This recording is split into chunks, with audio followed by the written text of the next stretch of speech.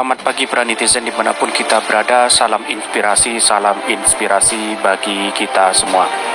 Ini cukup menarik sekali ya kalau kita berbicara tentang Anies Baswedan, karena begitu banyak yang disambut di berbagai daerah begitu kan.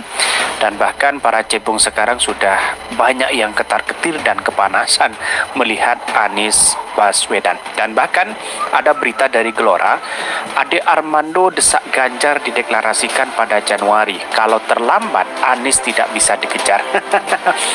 Ternyata para buzzer dan sekarang orang-orang yang tidak suka dengan Anies Baswedan mulai kepanasan, mulai seakan junjungannya ingin mau dideklarasikan.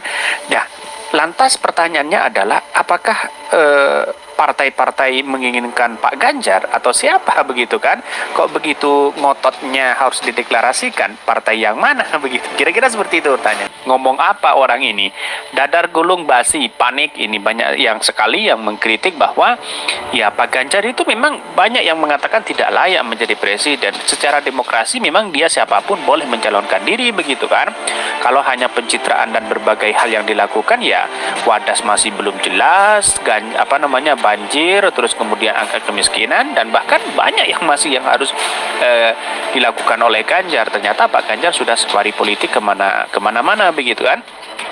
Ini, para buzzer menjadi penentu dan pembuat keputusan yang akan diambil parpol. Hebatnya nih para buzzer, kita akan lihat ke depan apa buzzer ini bisa mengarahkan parpol ya.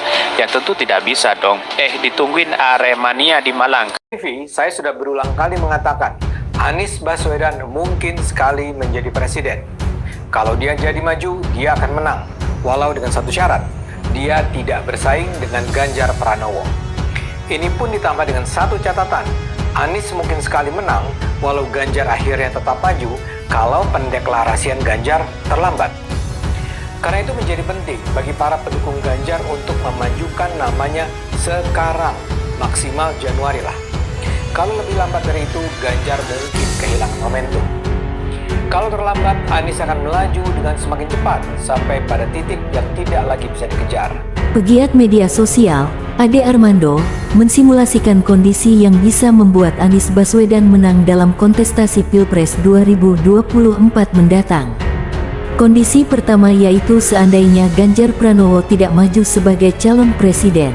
Namun, Anies tetap bisa menang kendati Ganjar tetap maju. Penyebabnya yaitu saat Ganjar terlambat dideklarasikan sebagai calon presiden.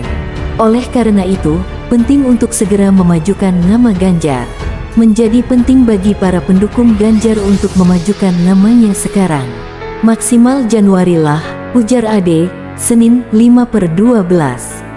Seandainya Ganjar dideklarasikan setelah bulan Januari tahun 2023, kemungkinan Gubernur Jawa Tengah itu akan kehilangan momentum. Imbas dari keterlambatan itu yaitu elektabilitas Anies Baswedan semakin meroket hingga tidak bisa lagi dikejar oleh pesaing-pesaingnya. Kalau lebih lambat dari itu, Ganjar mungkin kehilangan momentum.